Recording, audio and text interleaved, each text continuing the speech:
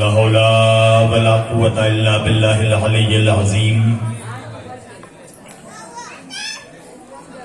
أعوذ بالله السميع العليم من الشيطان اللعين الرجيم.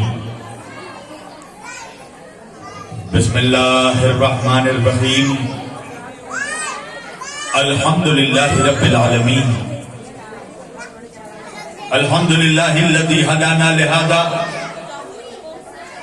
وما كنا لنهتدي لولا أن هدانا الله.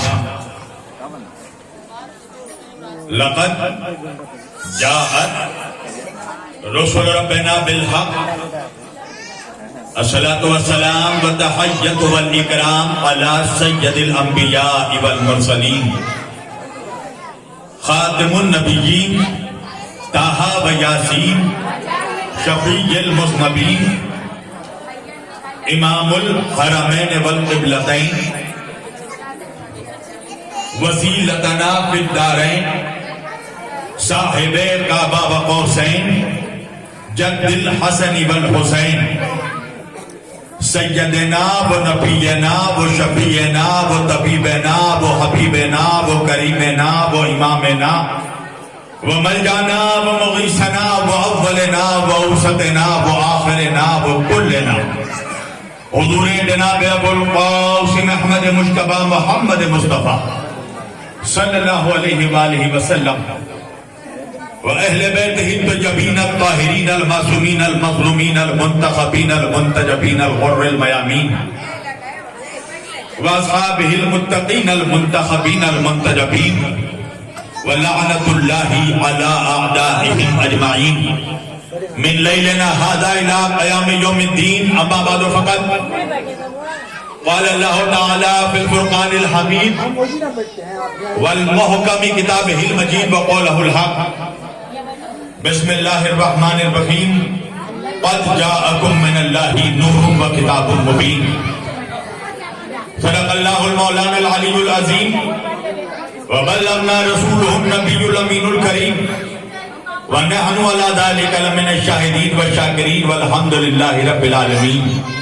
آئیے اس سے پہلے کہ میں کچھ کہوں اور آپ کچھ سنیں، ایک مرتبہ ہم اور آپ مل کر نبی اور آل نبی کی بارگاہ میں اتنی بلند آواز سے درود پڑھیں کہ جتنا بلند مقام ہمارے دلوں میں نبی اور آل نبی رکھتے ہیں. سارا مجمع مل کر درود پڑھ دے. اللہم صلی علی سیدنا نبینا شفیعنا مولانا محمد بارک وسلم صلو علیہ الصلاۃ والسلام علیک یا رسول اللہ و اہل بیتک یا حبیب اللہ صلی اللہ علیہ وآلہ وسلم. میں نے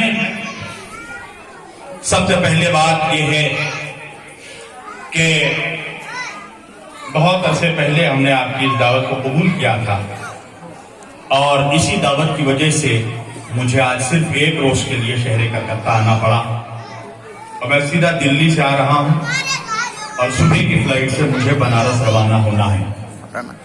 اور آپ لوگوں کے لیے یہ جو خوشی ہے اس میں اور چار چاند اس لیے لگ گیا کہ دنیا وارثیت سلسلہ وارثیہ کے اس دور کے جو سب سے بڑے فقیر تھے بلکہ ہیں، اس لیے کہ اب تک وہ ہمارے دلوں میں زندہ ہیں.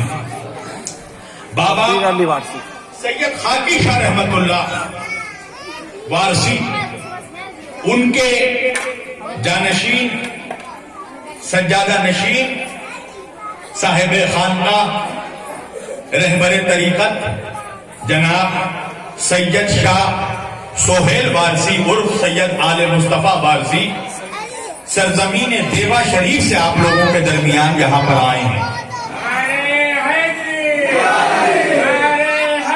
یا علی یا حسین یا حسین. لہذا میرے وہ بھائی اور میرے وہ میری ماں بہنیں جو اب تک سلسلہ وارثیہ میں جن کا داخلہ نہیں ہوا ہے، اگر وہ لوگ سلسلہ وارثیہ میں داخل ہونا چاہتے ہیں یا چاہتی ہیں تو ہمارے درمیان بابا سید سہیل وارثی صاحب، سید آل مصطفیٰ وارثی صاحب قبلہ بابا موجود ہیں. آپ لوگ ان کے ذریعہ سلسلہ وارثیہ میں اس تقریر کے بعد دعا کے بعد آپ لوگ داخلہ لے سکتے ہیں. بہرحال میں نے آج کے اس مقدس اور معزز اجتماع کے لیے قرآن مجید کی جس آیت کریمہ کی تلاوت کا شرف حاصل کیا اور سرنامہ کلام نے جسے موضوع گفتگو قرار دیا، پروردگار عالم اپنی مقدس کتاب قرآن مجید فرقان حمید میں ارشاد فرما رہا ہے، اللہ کہہ رہا ہے بسم اللہ الرحمن الرحیم قد جاءکم من اللہ نور و کتاب مبین۔ اے میرے بندو، اللہ آپ سے ہم سے کہہ رہا ہے، اے میرے بندو، میں نے تمہاری ہدایت کے واسطے دو چیزوں کو بھیجا ہے زمین پر۔ اللہ کی طرف سے ہم لوگوں کی ہدایت کے واسطے دو چیزیں نازل ہوئی ہیں۔ وہ دو چیزیں کیا ہیں؟ نور اور کتاب۔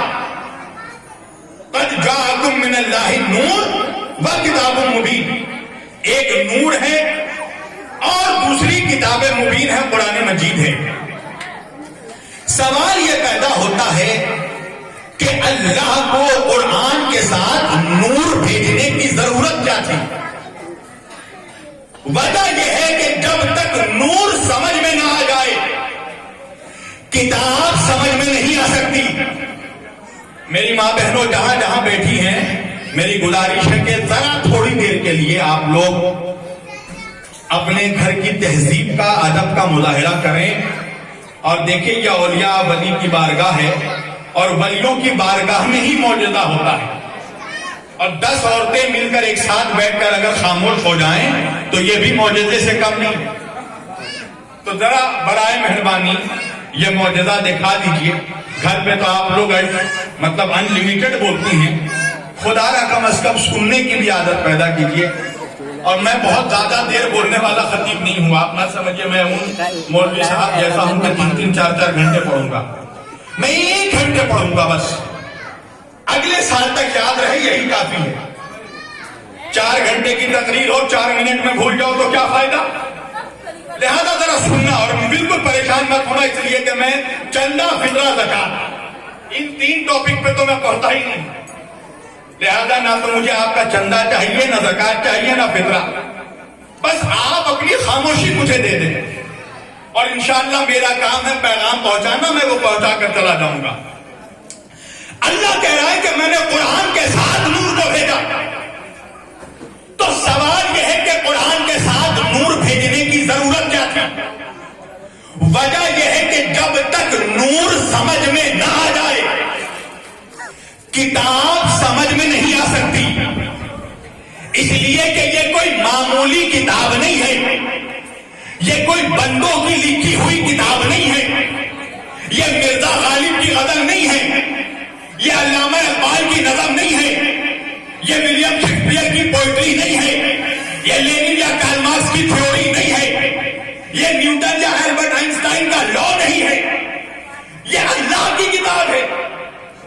تو میں نے کہا پروردگار تو ہی بتا دے کہ تیرے کتاب کا مقام کیا ہے، تیرے کتاب کی عظمت کیا ہے، تیرے کتاب کا وزن کیا ہے، تاکہ ہم مسلمان جب یہ سمجھ لیں کہ کتاب اتنی بلند ہے تو اللہ جانے صاحب کتاب کتنا بلند ہوگا، وارث کتاب کتنا بلند ہوگا۔ تو اللہ کتاب میں ہی فرما رہا ہے کہ دیکھو اگر ہم اس کتاب قرآن کو پہاڑ پر اتار دیتے تو اللہ کہہ رہا ہے پہاڑ کے سینے میں اتنی طاقت نہیں تھی کہ قرآن کا وزن اٹھا پاتا، تو کیا ہوتا پروردگار؟ اللہ کہہ رہا پہاڑ کا سینہ پھٹ جاتا، پہاڑ ریزہ ریزہ ہو جاتا۔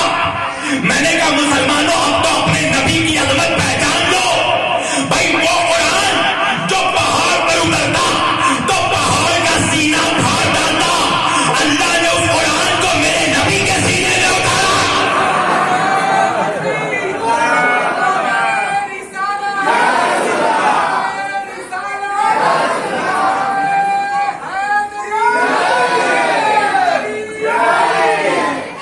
اللہ نے اس قرآن کو ہمارے آقا کے سینے پر اتارا، اللہ جانے اس سینے کا وزن کیا ہوگا۔